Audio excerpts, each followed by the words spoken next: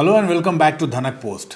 देखिए, आज के दौर में एक वर्ड आप बार बार सुनते होंगे, क्रिप्टो करेंसी। इन शॉर्ट इसको लोग क्रिप्टो के नाम से भी बुलाते हैं। स्पेशली यंग जनरेशन के बीच इस पर डिस्कशन का काफी ट्रेंड है। सबसे अजीब बात इसके साथ यह है कि यह करेंसी किसी फिजिकल फॉर्म में एग्जिस्ट नहीं करती, ये वर्चुअल फॉर्म या डिजिटल फॉर्म में। क्रिप्टो करेंसी आज बिटकॉइन, रिपल, डैश इन जैसे और कई अलग अलग नामों से मार्केट में मौजूद है। ऑफलेट क्या हुआ कि कुछ ऑर्गेनाइजेशंस ने क्रिप्टो करेंसीज को पेमेंट मोड के रूप में एक्सेप्ट करना शुरू कर दिया है। यहां तक कि कई देशों की सरकारों ने इस करेंसी को एक फर्म पहचान देनी शुरू कर दी। और सबसे इंपॉर्टेंट पता क्या है, भारत में क्रिप्टो करेंसी अनरेगुलेटेड है और इसी वजह से इसमें निवेश इन्वेस्टर्स के लिए एक बहुत बड़ा रिस्क गेम है। इनफैक्ट दुनिया के बहुत सारे सेंट्रल बैंक्स ने क्रिप्टो को लेकर अपने कंसर्न्स रेज किए हैं। क्रिप्टो करेंसी जो है, आरबीआई का स्टैंड मैंने पहले स्पेल आउट किया हुआ है। हमारा जो पोजीशन है वो बहुत ही क्लियर है। Crypto currency, private crypto currency और whatever name you call it, हमारा जो मैक्रो इकोनॉमिक स्टेबिलिटी और फाइनेंशियल स्टेबिलिटी के लिए बहुत बड़ा एक थ्रेट है। जो इन्वेस्टर्स क्रिप्टो करेंसी में इन्वेस्ट कर रहे हैं, उनको ये माइंड में रखना चाहिए कि जो भी वो इन्वेस्ट कर रहे हैं वो उनके खुद के रिस्क पे कर रहे हैं। They are investing at their own risk. उनको ये भी माइंड में रखना चाहिए कि ये जो क्रिप्टो करेंसी है, इसका कोई अंडरलाइंग नहीं है, नॉट इवन अ ट्यूलिप। इसके साथ ही कैसे क्रिप्टो को लेकर स्पेकुलेशंस, पैसे को एकदम कम समय में डबल कर देने का लोभ और लालच न्यू कमर्स को खासतौर पे गुमराह करने की शुरुआत कर चुका है।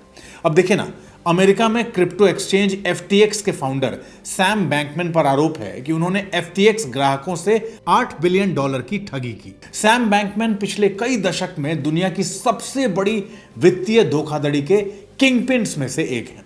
यानी कि एक बात तो तय है कि बीतते समय के साथ क्रिप्टो का इस्तेमाल वर्ल्ड वाइड क्रिमिनल एक्टिविटीज और रैंसमवेयर के लिए भी किया जाने लगा है। तो आइए थोड़ा और डिटेल में जान लेते हैं इस क्रिप्टो करेंसी के बारे में।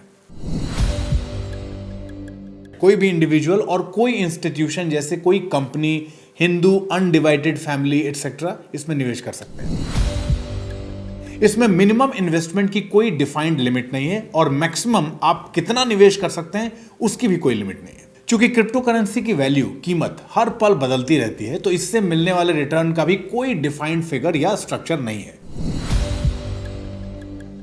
हां, बिल्कुल गिर सकती है।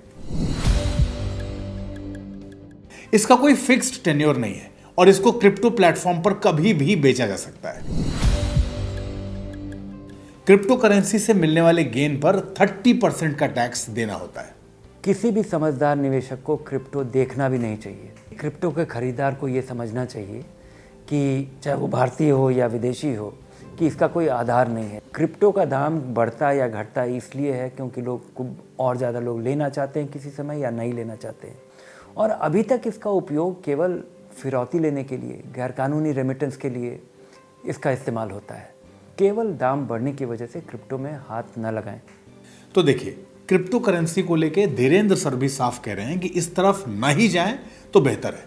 और अपनी फाइनेंसेस को लेके, अपने तमाम इन्वेस्टमेंट प्लान्स को लेके कोई भी सवाल मन में हो, छोटा या बड़ा, बेझिझक और बेधड़क धनक से पूछिए।